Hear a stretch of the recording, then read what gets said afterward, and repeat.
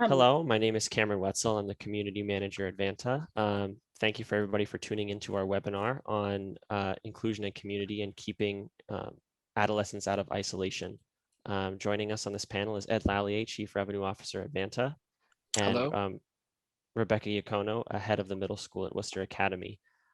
Rebecca Yacono has been working in the field of education for over 25 years in schools and camps. In that time, she has taught integrated humanities in grades 5 through 12, as well as AP US history. Her areas of expertise include curriculum development, social emotional learning, and professional learning for other educators and leaders.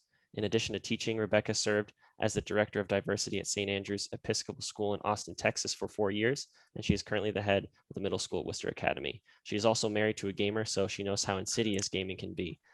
So we're really excited to welcome Rebecca on and talk to her a little about her experiences. And Rebecca, welcome. Thank you. Excited to be here. Okay, great. So we're just going to dive right into it and have a little bit of discussion about Rebecca wrote a great article for us about her experiences at Worcester Academy and how her kids have been interacting online. So we're just going to do a little bit of a deep dive, talk a little bit of the major points that can be pulled out of there, and I'm looking forward to it. So starting off with the first question, after reading your article and your writing, you discuss a group of students who had a negative interaction amongst each other online, which carried over into their in-person school day and resulted in one child being ostracized from a social group. From your perspective, what were some of the impacts of virtual socialization, both good and bad? So, all of this was happening during the pandemic, right? And Mhm. so the kids had really come to lean on their connections on online platforms to converse with each other. And the kids aren't going to go where the adults go, which is Zoom, right? Or Google. And so they turned to online gaming and Discord as a platform to talk about what they were doing. So I think the kids thought they were safe because they had opened their own server and they were chatting with a group of kids that were from their own school. And then all of a sudden somebody said, "Oh, my friend is joining, let his friend in." And that, then it went from that to a discussion about who had actually let the strangers in and who had said what. And everything from, some really ugly, misogynistic, homophobic words were exchanged, and some of the kids started taking screenshots, and it sort of mushroomed from there. And at the point at which a parent calls me or a teacher says to me as the head of the middle school, "I don't want my child in a group with these students," or "my child doesn't feel safe with these other students," that's where it becomes the school's purview. Normally that kind of thing wouldn't even come to the school's attention and might not come to the parents' attention, but I feel really lucky that it did. Mhm. And so in one way, this was a place for the kids to socialize and make connections at a time when they were physically separated from each other, and it really turned ugly and they had no strategies to know what to do in that situation. Absolutely. And that's got to be so scary as a school administrator to not even know about it at all until it's at that, extreme point of a parent coming to you or a teacher coming to you and saying that there's this situation that now there's all of these issues going on, and because it's happening on this unsafe platform, you had no idea of it until well after the fact, and you weren't there as an administrator, you weren't there, it wasn't happening in school time or at school grounds, so you weren't able to control that environment and step in when before things mushroomed, like you said. Right. And so I realized that what I was seeing was probably just the tip of the iceberg, and I think that's the part that was the scariest. Yeah, absolutely.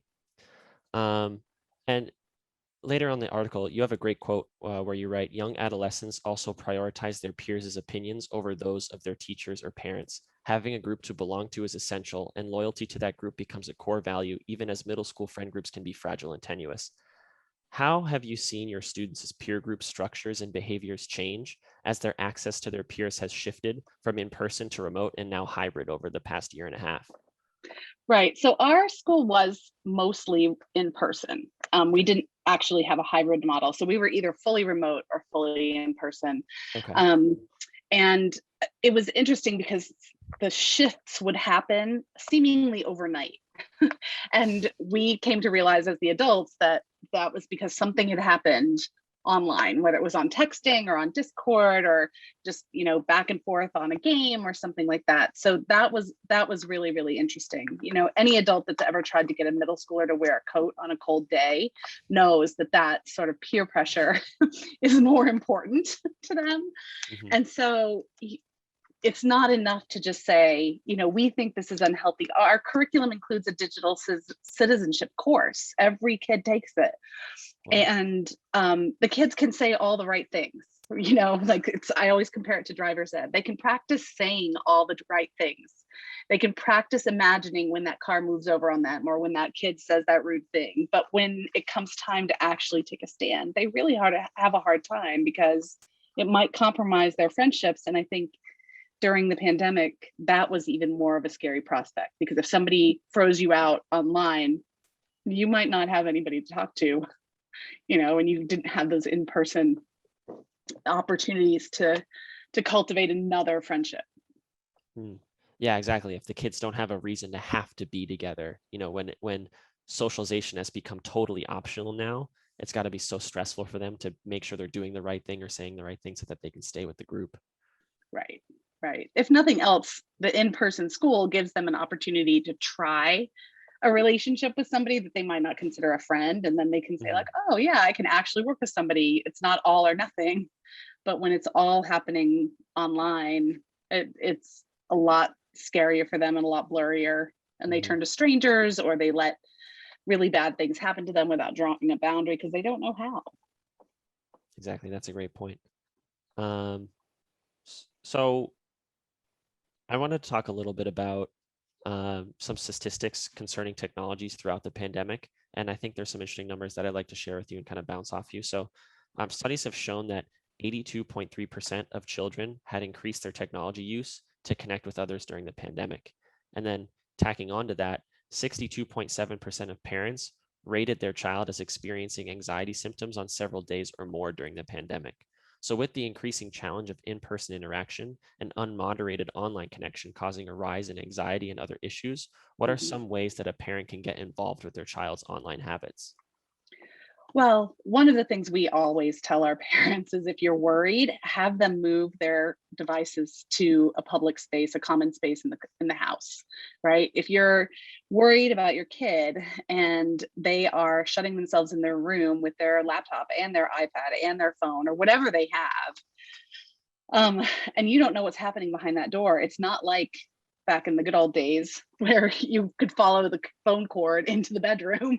It's not like that. The kids can really access, their friends, but also some really bad stuff if they're in their room with the door closed. So that's the first advice that we always give. We also, every year at the start of the school year, I give the parents an imaginary permission slip to take the devices away. Like, here's your permission slip. It's signed by the principal. You can take the device away, even if the school gave it to them, right? That we would rather see the kids be safe than, to be honest, if it's a matter of them getting their homework done or being able to look up their homework or whatever, we'd rather them be safe than get their homework done, at least at Worcester Academy. So I always tell the parents, you don't have to leave the laptop with them, and you can set a hard stop for bedtime. If the homework's not done till 10, by 10 rather, take the computer away. You're not required to leave it in your child's bedroom at night. And one of the things we were seeing was kids staying up really, really late, playing games late into the night, and then staying up late to get the homework done, and lack of sleep just makes all those other mental health issues worse. Exactly. Yeah. When you compound, all these other stresses and anxieties that they're dealing with, and then they can't even get a good night's sleep. So that's not even helping them. It's adding to the stress. It's just, yeah, it's not a good recipe. That's for sure. Right. It is definitely a focus point on in my family, where structure around time, and oddly enough, if you don't do that, then they'll assume things are okay. So putting those specific time boundaries and incentives, I think it was really beneficial. There's no doubt that if they stay up late, playing games, the following morning is going to be drama filled. And so you have to make sure that they are aware of that, and see that, hey, if you didn't like what you heard in the morning because of, we're late because you started the day late, then what would you do? And I think I've talked to you about this before, that kind of social contract. These are the things we agree on. Mhm. Do you agree? Yes. Okay. And then, if they don't follow it, then I think they even, I've actually said, what should the repercussions be if you don't follow? And then there is no debate. And so Right. I thought that was a very useful way to get agreement on the structure versus like authoritarian come down. It's more of a mutual type thing. So Yeah. anyway, Right. I totally agree with the Right. structure part. Right. And we do that in school too. That piece around saying, okay, so what are your goals and what do you need from Right, us to help you achieve your goals? right. And what's going to happen if we don't all follow those guidelines? And then they know you've pulled a fast one on them, but they can't, they're like, oh yeah, I agreed to this. Yeah, it's like they sign the contract and they're stuck with it. But and Ed, as as a parent of middle schoolers, I'm sure it's always a constant battle. They're always trying to push and get away with that, Oh, extra oh, 5 minutes and 100%, 100%. And I think, you know, I like the carrot and the stick sort of thing where you're giving rewards for, hey, you did such a good job. I'll let you have 30 more minutes. And, Mhm. or if you didn't get the homework done, like and like you got a not so great grade or response from the teacher, I'm going to take 30 minutes away. So, having them know that there are some pros and cons to their behavior and their decisions seem to be much better, but it changes. There's things about their schedule and such, so it's never a hard fast rule, but it is a guiding line, a guiding force, if you will, in the conversation. But it's definitely got to be mutual. And as they get more free spirited, they end up having some new ideas to negotiate. So I think just being open minded to, okay, what's going on, because their peers are definitely giving them ideas on how to utilize their time in a way that is cool. So I think just kind of being open-minded, and I really want to have that open platform of dialogue. I just don't want it to be that door shut in the room, as you were saying earlier. Like I feel like that's it's not conducive to us as a parent learning. And I think it's important for us to be part of that conversation versus reacting. I'd like to be proactive, and I think most parents would be, agreeing to that. I would think to, take whatever proactive steps so they don't find themselves in that drama-filled morning and trying to like pick up the pieces afterwards. Right. And I would say to remember too um, that figuring out how the social media and the communication platforms and the online gaming works, that's the kid's second job, right? Their first job is to be a student and be your kid, and then their third job is to figure all that stuff out and know what's the most popular thing and be in the right place at the right time. And we, the adults, are never going to figure that out. We don't have time.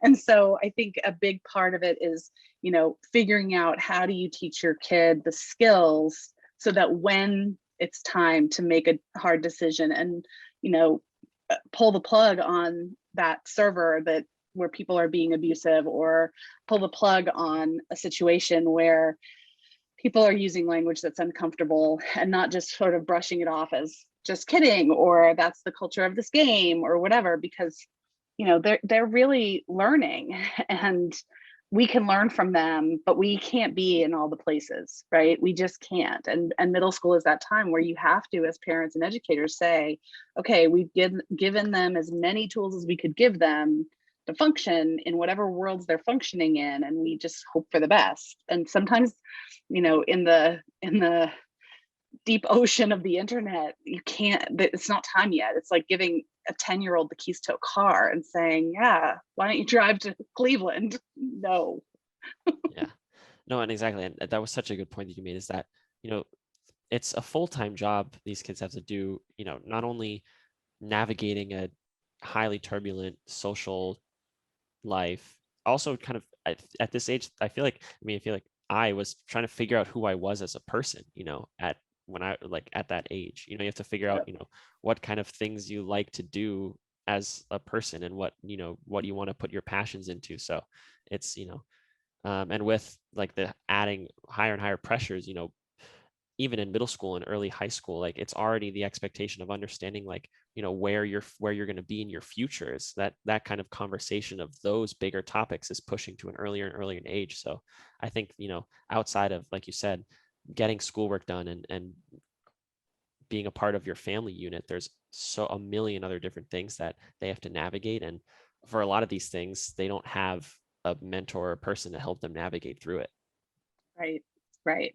And so at that point, having an organization that says, you know what, we're going to train some coaches, we're going to train some online people, we're going to be in those games with the kids, and we're going to say, okay, here's our little bubble of kids. We're going to keep playing those games. We're going to do it on an online platform, and there's going to be an adult in the room.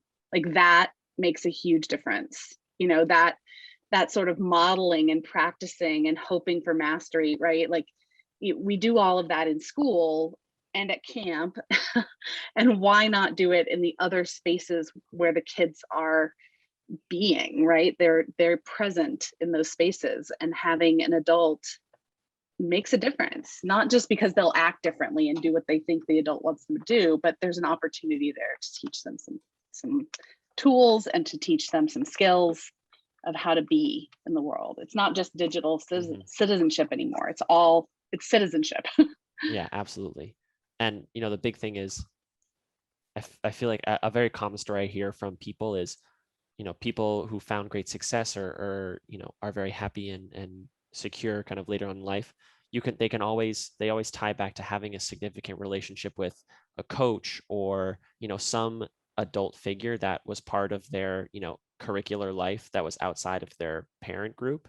And, why can't we provide those same people online? And those same people, I mean, everybody's connected digitally nowadays. It means everything's happening online. So, we have to provide those same people online that, continue and help these kids grow. So that's kind of part of the thinking on that. Right. But it also can't be some like creepy person who's like some friend from church or some, Exactly. like to be honest, it makes me uncomfortable to even imagine a teacher just getting online with a group of kids and playing video games at night. Like that makes me uncomfortable. Mm-hmm. So the idea that an organization like Vanta saying, we are going to train some coaches and we're going to have them have a common purpose around the skills that we want the kids to have and the tools we want them to have in these spaces, and set up those environments. Like that makes a huge difference. Mm-hmm.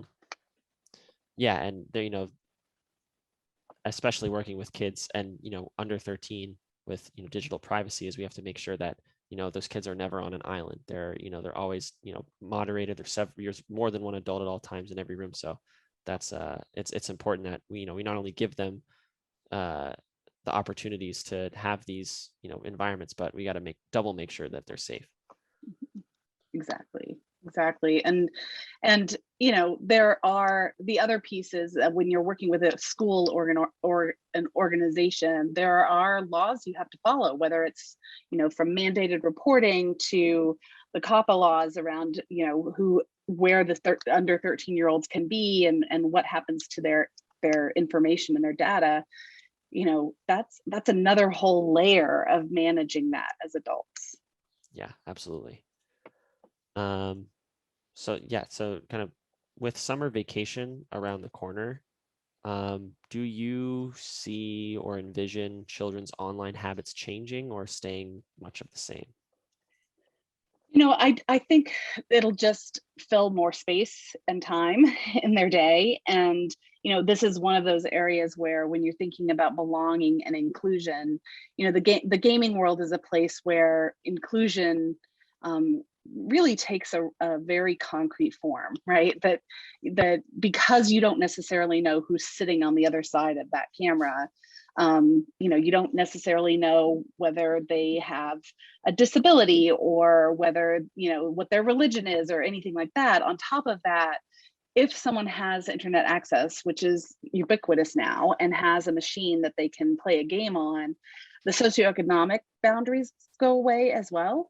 right? And so the kids who are not traveling in the summer, or whose parents have to work and they're at home by themselves because they're not in school, um, or just, it's just not the time that they're at camp, they're going to be online.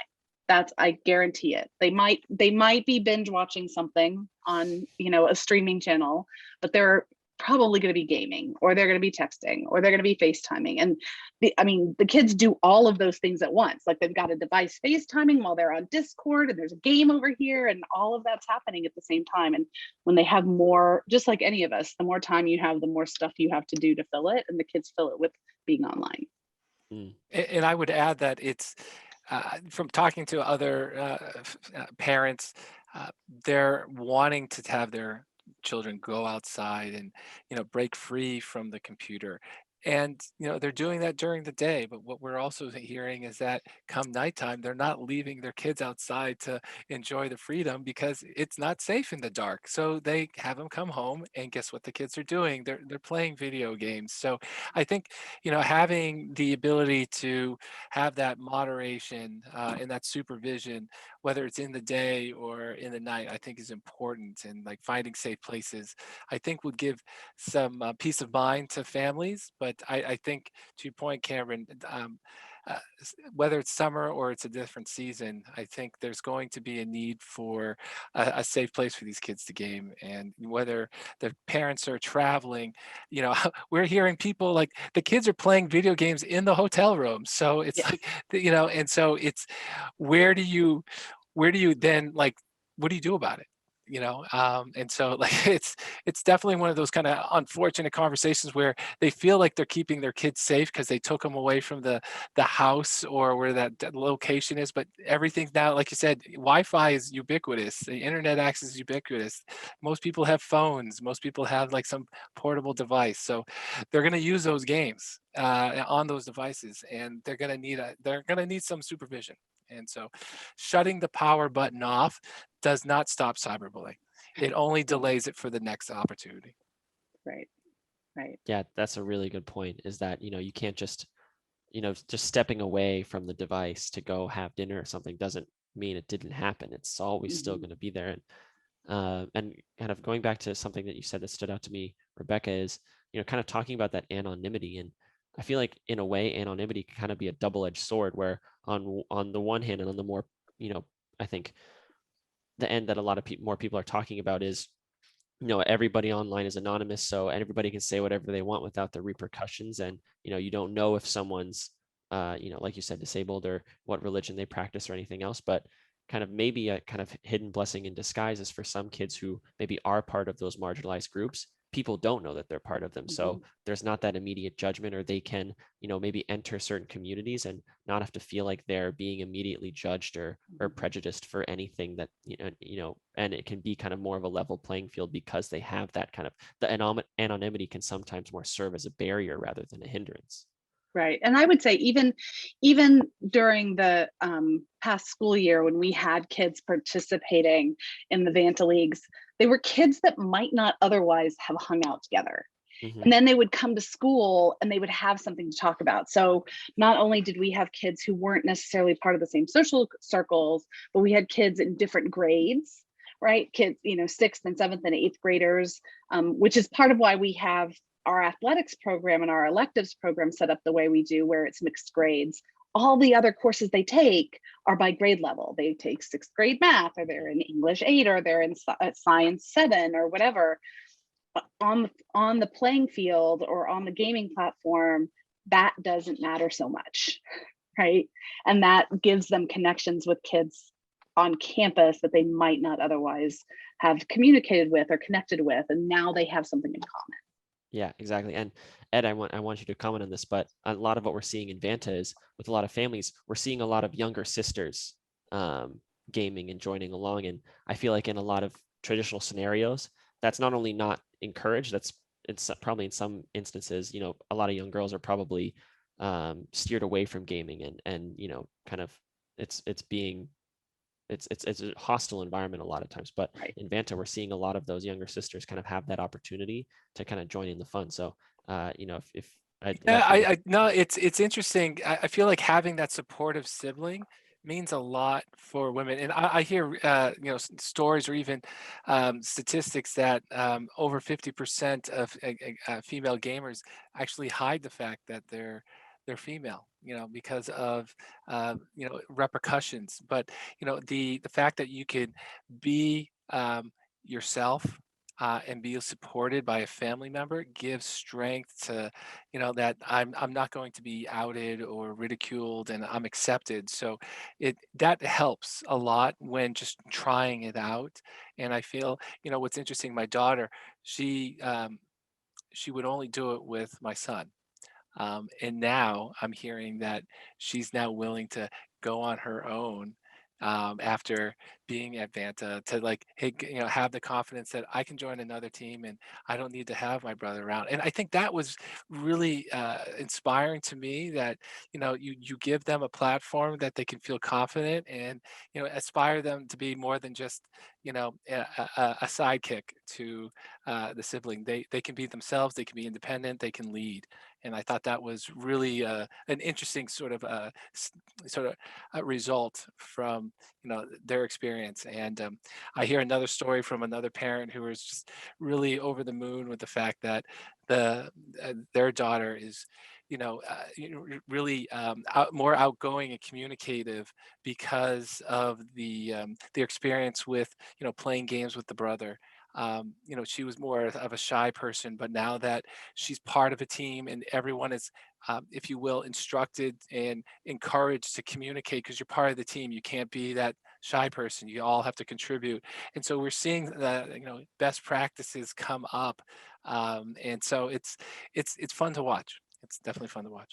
Yeah, absolutely. And it's really awesome to see, that the girls, the little sisters come on. It's like, well, I'll try it out, have my big brother there in case anything goes wrong. But, just a few short months, then they're like, I don't need him anymore. I'm ready to, I can probably beat him if I wanted to play him. So, Exactly. Well, there's the confidence piece, but there's also a skill piece too, right? Like, I hear the same thing about girls and females being, experiencing that hostility on gaming platforms. And part of it is knowing what to do when it happens, right? Is what do you do when there's a situation that you have to navigate? And that confidence is a big piece of it, but also then having the communication skills to say something or do something or leave or whatever it is that they need to do to take care of themselves. Yeah, and you kind of at what you're saying, that it also ties into another thing that I'm noticing with a lot of parents is, with this online program, we're getting feedback of parents who are saying, well, my kid has always struggled with making connections in person, has always struggled to get himself out there and be confident in person, and having the time where you can do it online first, make friends first, and then go to school, and then go to sit down, have lunch with their Vanta friends, like being able to set up that relationship in a more comfortable space online, and then being able to transition that into the in-person space rather than the other way around of making the friends in school and then playing games after school. I think flipping it on that head has become very beneficial to kids who struggle in person to connect. Right. And that's what I was referring to in my article, right? This kid who had really made a name for himself as being sort of on the fringe, and being proud of it, and realizing that part of that was he didn't know how else to connect with others in person, right? The other thing that's interesting, and I know this is pretty specific to independent schools, is that the kids don't come from all one neighborhood, right? The kids, when they go home, they're going to a scattered area around the metro region that the school is located in. So they can't necessarily just go out, on the block and run into school friends. So being able to have that extracurricular setup where they are still interacting with school friends without requiring a play date arranged by the parents driving across town, then leads to those connections where kids have a better time communicating. They have a built-in connection, somebody to sit with at lunch, somebody who sees their strengths, not just, that weird kid that likes to, be in drama, or like that weird kid who always, wants to play striker on the soccer field or whatever. But they can say, oh, we have this in common. We've seen it. We've experienced it. We have participated in something and have a common experience. Yeah, That's awesome to hear. So further down the article, and kind of like going back to your article, you say having opportunities to interact doesn't mean young teenagers have healthy relationships. They need lessons in what healthy relationships look like and how to cultivate them. So for a very long time, kids have learned these lessons from forming relationships with football coaches, theater directors, or teachers.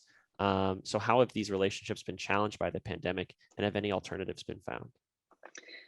Yeah, it's really been a challenge because we haven't had that liminal space in between the organized class or the organized club or the organized, we've still had some of those things going on, but some of those relationships happen when you're the first kid in the room and you're waiting for the other kids to arrive. And there's a couple of, kids who are super enthusiastic having a chat with the teacher, or, a kid who's struggling with something, being able to be pulled aside. Well, on Zoom, being pulled aside, oh my gosh, it's, we're going to go in a breakout room and talk because something's wrong with you. Like, that's what everybody sees versus an organic situation. So it's really hard to build those relationships, and the kids really, and even the adults miss it. The adults are like, I don't really know anything about the kid besides the fact that they have a NASCAR poster on their wall or something, and so being able to have those connections, and we've tried to do some social events on Zoom and so forth, but that's not what they're interested in doing, right? They're interested in playing video games. They're interested in binge watching something. But that's where they go for the social piece, is the video games. So having that adult, a trusted adult who's there, who has had some training in how to talk with kids and how to facilitate conversations, and even how to help them be more self-aware, but also socially aware. That's hard. That's really hard. I talk a lot about how kids don't really know what a friendship is supposed to look like. And having adults to model it, but also facilitate it in some ways, it's scary that they're trying to navigate that on their own. Whether they're at camp or at the lunch table, they're generally not doing that on their own in person, right? There's always somebody trying to help them navigate it or negotiate it. That's where I feel like that group team ethos, where you are practicing together, you have a common goal and purpose, and then you trial by fire, you test out what you just practice on a weekend, versus another group. And there's story, there's history, and then like it kind of layers on itself week after week. And I feel that adds a depth to a relationship that would be hard, especially in like sort of remote learning elements. But in general, for a lot of kids who, if they're not getting it in school, or in their communities, as you say, like independent schools. Like, I went to an independent school. I know exactly what you mean by, like, I was in Timbuktu and I had to travel 35 minutes to school, and everyone else was like local. So I felt like I was kind of on the outside. But when you have something that can be accessed anywhere, you can feel part of that community. So I felt like just the structure itself opens up opportunities for youth that might not have that opportunity elsewhere. Right. And I want to go back to your point, Ed, about that common purpose and that team piece, right? Like, things like being in the band or being on the soccer team, those are life-changing, because as a participant, as a team member, as a band member or whatever, that you have a unique role to play, and that the group would be different without you. Yeah. Right. And a lot of kids, even I was that kid who I'd definitely rather be in the orchestra pit rather than on the soccer field, and I was afraid of the ball and all of that, but I had a place where I belonged, and I knew that I had a role in making something big happen. Right. And for some of those kids, some of the kids we're talking about, if that place is on a different kind of team, great. It does not have to be, a soccer field or an orchestra pit. Like, why not meet them where they are? I would talk about that with my teachers all the time. You got to meet the kids where they are. Mm. Yeah, and it's fast. I love the idea of the point of that you made about roles, because in these games, they're so multi-layered with strategy and technique. And an element of the team is that there's certain roles that, these characters that they play, you have to take on those roles. So it's gender neutral, it's race neutral, like whatever your political stance, it doesn't matter, disability neutral. Like, are you able to facilitate that role? And the team rallies around you, making sure that you're able to, get it done, because they want to succeed as a unit. So it's fascinating to see. You may not even look at each other or talk to each other like normally in school, but in this element, in this environment, you have a role to play. I need you to succeed, because that's the only way that I can succeed. So it's kind of a forced coercion. It's interesting in community. So. Well, and I remember the first time I was watching one of the tournaments, one of the on Twitch, and I didn't know what League of Legends was. I was like, okay, they're running around. I could see their names. I knew what their code names were. But I will tell you that the thing that it reminded me most of is when we take the kids to a ropes course. When we take the kids to a ropes course and we say, your job as a team is to get from here to there, but you only win if everybody gets there, right? It's not like our job as a team is to rack up these points. Like, Right. we all have to get over this wall. We all have to get across the moat. We all have to get, and they have to jump to help each other to do that. And that's really what it reminded me of. That's so true. Yeah, I mean, you can't do it alone. It's not possible. You have to do it as a unit. And yeah, there's that element. We're all tied together. So Mhm. either we make it to the other side or we don't. So it's, Mhm. and then that having that coach and that mentor to kind of motivate them and to like, inspire them to like, hey, you guys can do it. It really does remove some of those pre-existing biases and prejudices, and cleans it up, so you're really just focused on the team, and then that really leads into something special. Mm.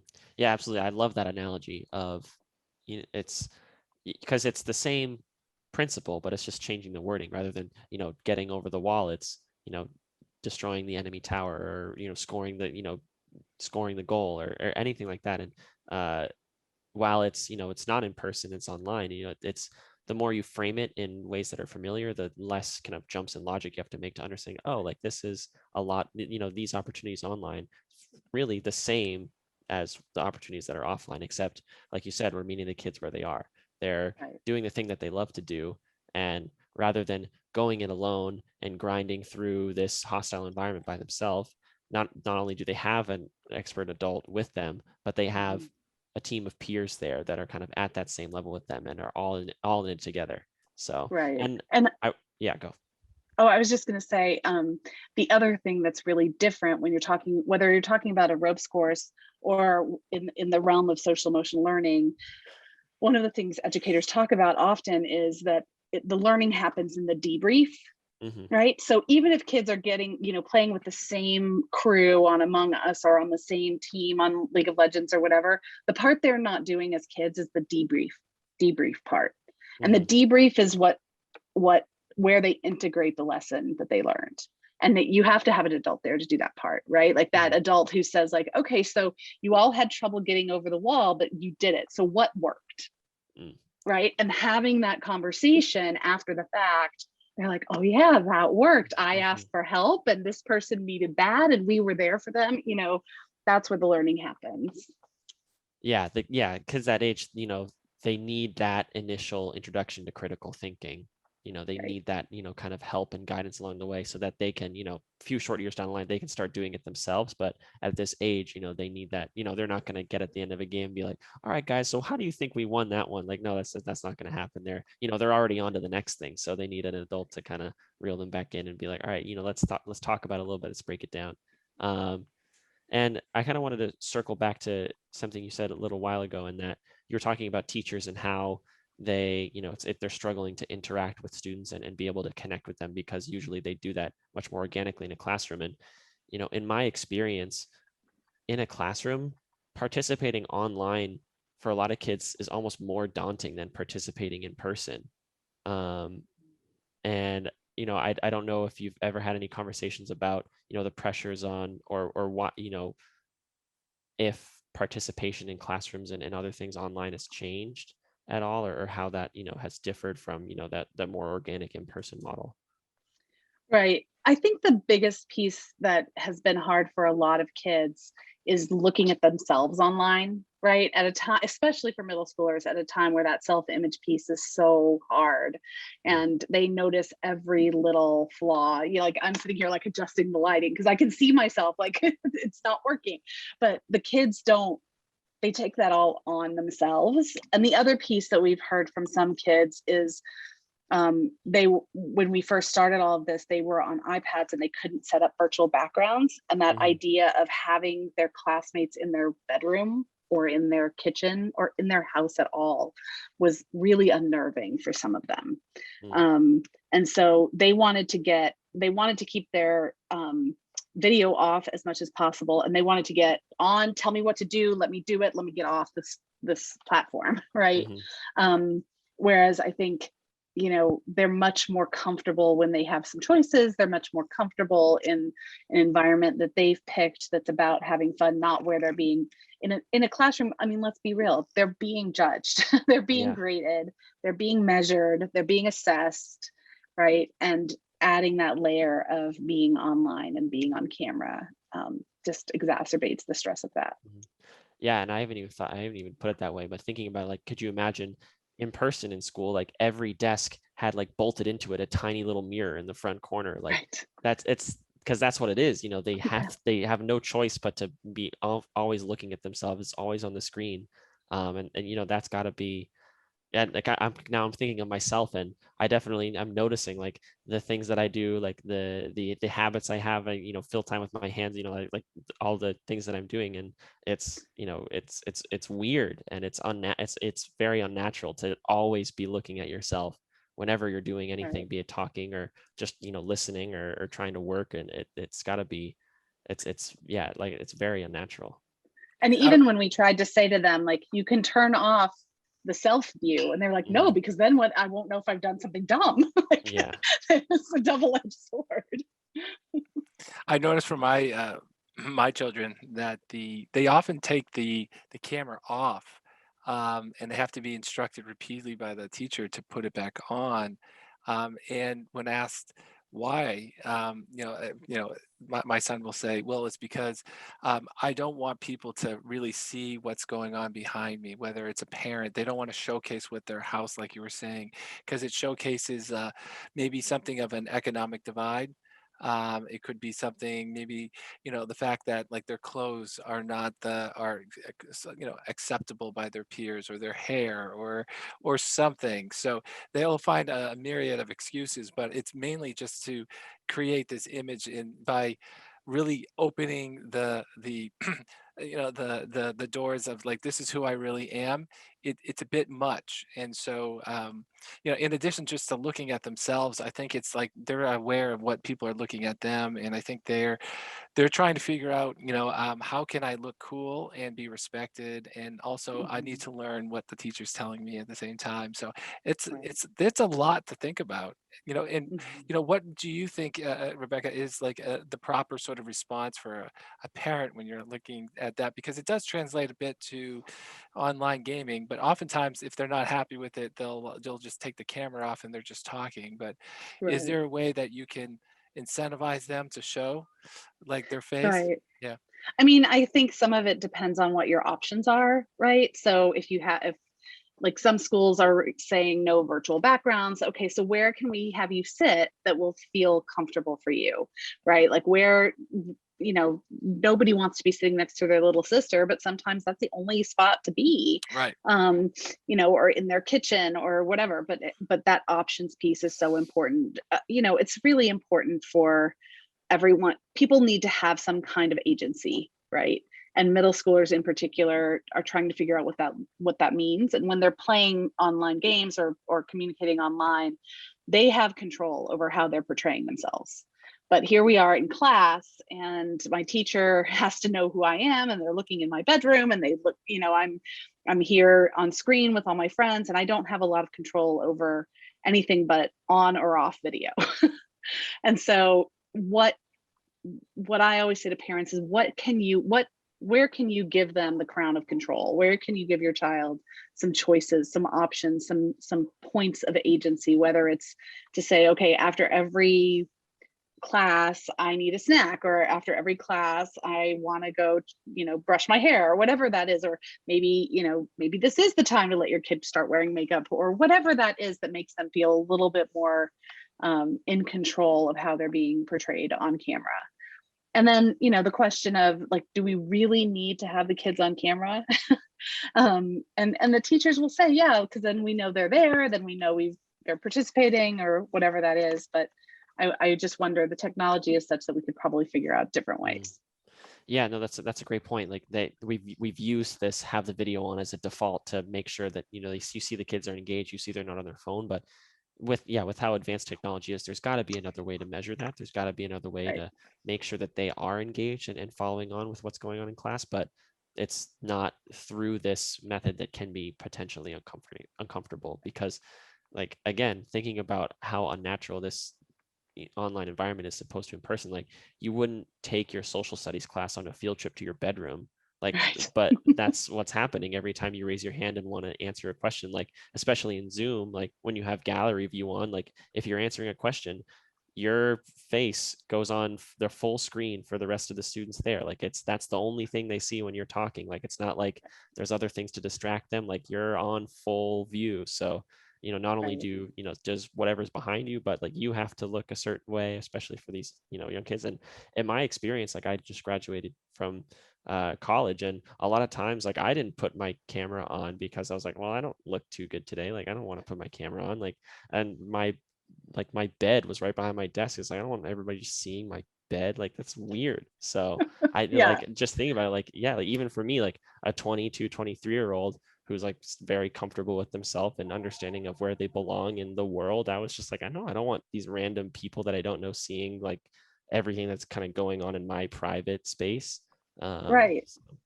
And what I would say to parents too is, ask your kid, what's the difference between having your class there and FaceTiming with your friends?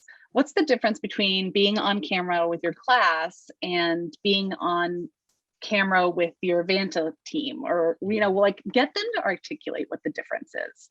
I guarantee it has something to do with agency and control. Yeah, no, that's a great point. Is, yeah, because when they have their friends on, they choose to have their friends, and they Right. choose to show their friends, and they can control that. But when you have to be in math class at 10:30, you have to have your camera on. That takes all the control away. Right. But it also means that not just your friend is in your bedroom with you in math Yes. class. The kid who bullied you is in your bedroom during math class, and the kid who, saw you, slip down the stairs between classes last year was in your math class, and that kid who smells funny is in your math class in your bedroom, right? Like Yeah. You don't get to choose, and that's a vulnerability that I'm not sure is healthy for kids. Yeah, no, that's a great point. And so that kind of concludes all of the formal questions I wanted to talk about and discuss. I really appreciated this conversation. I feel like we really got to unpack a lot of things about things that are going on in these kids' lives. I mean, it's, when I think about it, for me, like, it wasn't that long ago, but things have changed so much. I mean, this environment is completely foreign to anything that I had to experience when I was 10, 11, 12. And as an adult now, like, wanting to provide the best possible path for these kids to grow and change. It's, I think we talked about earlier, as an adult, it's hard to be able to keep up with everything that's changing, and with the digital world, things seem to be changing by the minute. But as long as we do our best to provide environments that, like, and again, like you said, meet the kids where they are, that's the best we can do. And it's important for us to be able to provide that. Right. And I think, my last thought would be, there are a lot of things that humans need, right? In addition to the basics of food, water, a safe place to sleep, feeling physically safe. But kids need to have fun. They need to feel competent. They need to feel like they have some kind of agency. They need to feel like they have some kind of choices. And they really need to know that there are other humans they connect with, that they have a group to belong belong to. And the more we can engineer that as adults, where it's not just happening in school, the healthier the kids are going to be, right? How are you going to get those needs met in healthy ways versus subjecting yourself to really unhealthy relationships that you don't know how to navigate? Yeah, so Rebecca, thank you so much for getting on and being a part of this. Ed, thanks for coming on and giving some insight as a parent of middle schoolers and things that you've noticed. This was a great conversation. I had a blast, and for anybody looking at what they're looking, still unsure about what their summer looks like, you can sign on for Vanta, and we'd love to have you, and you can get your first month free with promo code trial, and hopefully you can come and be a part of this space that we're working with people like Rebecca to make as inclusive and it's as inclusive and inviting as possible. So yeah, thank you all so much. Thank you. Thank you. Have a nice night.